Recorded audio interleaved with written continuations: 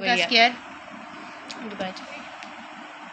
1.5 का स्क्वायर 4.7 का square up to इसी तरह 5.7 का स्क्वायर। ये R1 का स्क्वायर आ गया और इसका टोटल आ गया 147.72।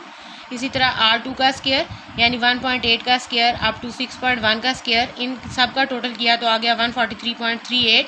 R3 में जितनी रेप्लिकेशंस थी यानी 1.6 का स्क्वायर 2.56, 5.3 का स्क्वायर 28.09 अप टू 5.5 का स्क्वायर 30.25 एंड इसका जो टोटल हमने किया वो डेट इज़ इक्वल टू 133.4। अब टोटल सम ऑफ स्क्वायर आप कैसे कैलकुलेट करते हैं कि ये जो R1 स्क्वायर है इसका टोटल प्लस R2 स्क्वायर का टोटल प्लस R3 स्क्वायर का टोटल माइनस करेक्शन फैक्टर। तो इन तीनों का जब हमने टोटल किया that is equal to 424.5 minus grand total आपके पास आया था करेक्शन फैक्टर 375.38, 49.12 रिजल्ट आ गया। स्टेप नंबर 3, चूँकि ये CRD डिज़ाइन है तो ट्रीटमेंट सम ऑफ स्क्वायर। अब ट्रीटमेंट सम ऑफ स्क्वायर चूँकि ट्रीटमेंट हमारे पास रो वाइज एग्जिस्ट कर रही हैं तो इसीलिए हमने 4.9 का स्क्वायर, दूसरी जो आपके पास है रो 14.4 का स्क्वायर प्लस 16.8 का स्क्वायर प्लस 9.8 का स्क्वायर प्लस 18.9 का स्क्वायर प्लस 17.4 का स्क्वायर डिवाइडेड बाय आपके पास चूँकि रेप्लिकेशंस जो हैं वो 3 हैं तो डिवाइडेड बाय 3 करना है। इसमें आपने एक काम ये करना है कि जब आप टोटल सम ऑफ स्क्वायर जब आप करेक्शन फैक्टर कैलकुलेट करते हैं तो उसमें आप रेप्लिकेशन मल्टीप्लाई बाय ट्रीटमेंट करते हैं, लेकिन जब आप ट्रीटमेंट सम ऑफ स्क्वायर करते हैं तो जितनी आपके पास रेप्लिकेशंस होंगी वो डिवाइडेड बाय आपने करनी होगी। जैसे यहाँ पे रेप्लिकेशंस हमारे पास 3 हैं, R1, R2 और R3 माइनस करेक्शन फैक्टर। ये सॉल्व करके आपके पास आया 423.2 माइनस 375.38 तो that is equal to 47.82।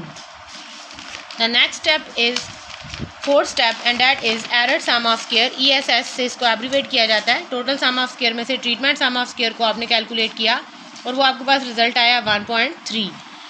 Step number 5 ANOVA, ये टेबल जनरेट करना होता है। इसमें सबसे पहला इस साइड पे आप लिखते हैं सोर्स ऑफ वेरिएशन, फिर degree of freedom, D.F means degree of freedom, sum of square mean sum of square, इसको MSS से एब्रीवेट करते हैं। F रेशो यानी F टेस्ट अप्लाई होता है।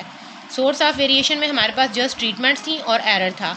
तो ट्रीटमेंट चूँकि आपके पास ट्रीटमेंट जो है वो 6 थी, 6 - 1 इज़ इक्वल टू 5, इसे हम V1 डिग्री ऑफ फ्रीडम से एब्रीवेशन देते हैं। एरर सम ऑफ स्क्वायर का डिग्री ऑफ फ्रीडम जो है वो N-T होता है। N का मतलब है कि टोटल आपके पास जो है वो रेप्लिकेशन मल्टीप्लाई बाय ट्रीटमेंट वो 18 है, तो 18 minus T that is equal to 12 और जो टोटल है उसकी डिग्री ऑफ फ्रीडम N-1 होती है यानी 18 - 1 that is equal to 17। Sum of square आप पीछे कैलकुलेट कर चुके हैं, ये वही हमने लिखा है। मीन सम ऑफ स्क्वायर का मतलब होता है जो सम ऑफ स्क्वायर है, जैसे आपके पास ट्रीटमेंट का सम ऑफ स्क्वायर आया हुआ है 47.82 डिवाइडेड बाय इसकी degree of freedom and that is equal to 9.56।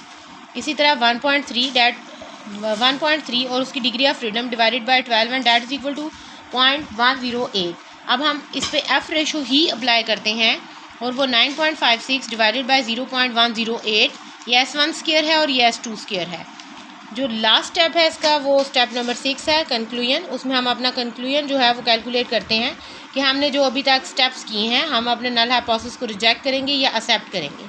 अब F टेबल जो है उसमें हमने V1 आपके पास 5 है और 12 आपके पास V2 है। 5 और 12 में हमने लेवल ऑफ सिग्निफिकेंस पे वैल्यू चेक की तो वो आपके पास आई है 3.11, जबकि कैलकुलेटेड वैल्यू हमारे पास आई हुई है 88.51। अगर टेबल वैल्यू कैलकुलेटेड वैल्यू से लेस आती है तो हम अपने नल हाइपोथेसिस को रिजेक्ट कर देते हैं। अगर टेबल वैल्यू कैलकुलेटेड वैल्यू से ग्रेटर आती है तो फिर हम अपने नल हाइपोथेसिस को डू नॉट रिजेक्ट या एक्सेप्ट कर देते हैं। अब आएँ इसकी तरफ। इसका रिजल्ट F टेबल वैल्यू 3.11 है और F कैलकुलेटेड वैल्यू 88.51 है, तो मैथमेटिकली 3 जो है वो लेस है 88 से। तो इसका मतलब ये है कि टेबल वैल्यू कैलकुलेटेड वैल्यू से जब लेस आई है तो हम अपने नल हाइपोथेसिस को रिजेक्ट कर देंगे। यहाँ लिखेंगे so we reject our null hypothesis. This is the last step of CRD design. Hopefully आपको अच्छी तरह जो है वो समझ आ चुका होगा। Thank you. अल्लाह हाफ़िज़।